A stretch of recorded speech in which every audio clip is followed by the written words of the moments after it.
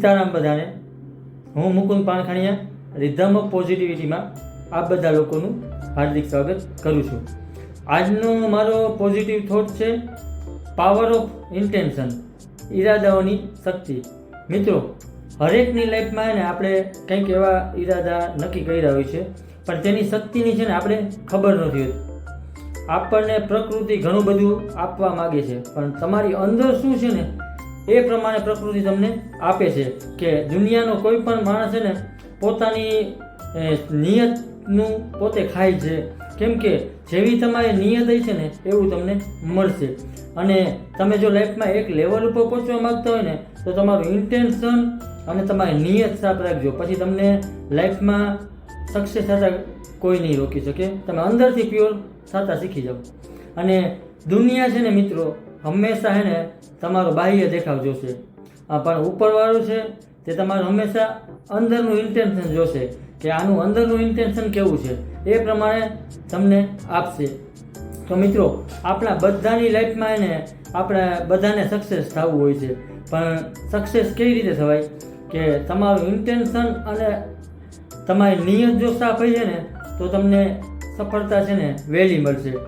પછી તમારે લાઈફમાં સક્સેસ થવામાં શું જોઈએ તો કે ભાઈ હું સક્સેસ થઈ જાય, મારા પાસે ઘણા બધા પૈસા હોય એ જરૂરી છે કે ખરેખર મનની શાંતિ જરૂરી છે? પૈસા ભલે ઓછા હોય તો મિત્રો ખરેખર છે ને આપણે મનની શાંતિ જરૂરી હોય છે.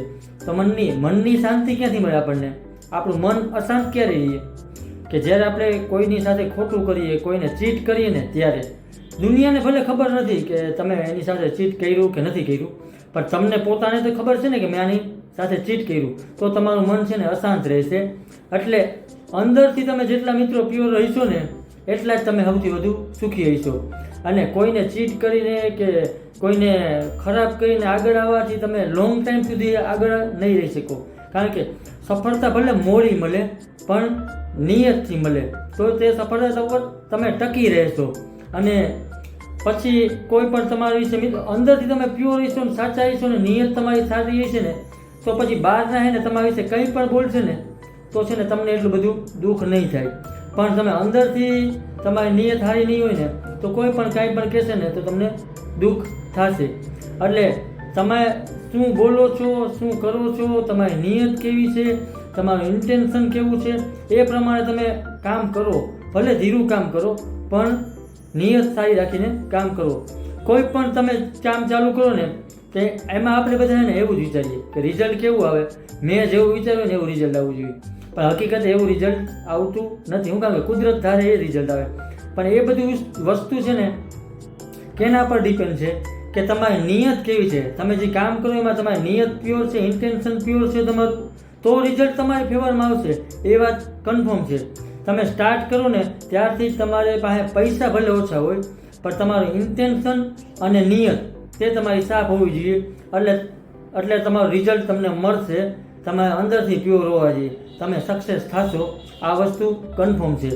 અને મિત્રો, લાસ્ટમાં હું એટલું કહીશ કે આપણી શ્રીમદ ભગવદ્ ગીતાજીમાં કીધેલું છે કે કર્મ ક્યારે એનું સરનામું નથી ભૂલતું, વ્યાજ સાથે તે પાછું મળવા આવે જ છે. તો કોઈ પણ કામ કરો એમાં તમારું ઇન્ટેન્શન છે ને પ્યોર રાખો, નિયત સાફ રાખો, પછી તમે તે કામ કરો, તમે 100% સફળ થશો. થેન્ક યુ મિત્રો, મને જોવા અને સાંભળવા બદલ. નેક્સ્ટ વિડીયોમાં બીજો હું સારો એવો ટોપિક લઈને આવું છું. અને મારા ઇન્સ્ટા અને એફબીના આઈડીને તમે શેર અને ફોલો કરજો.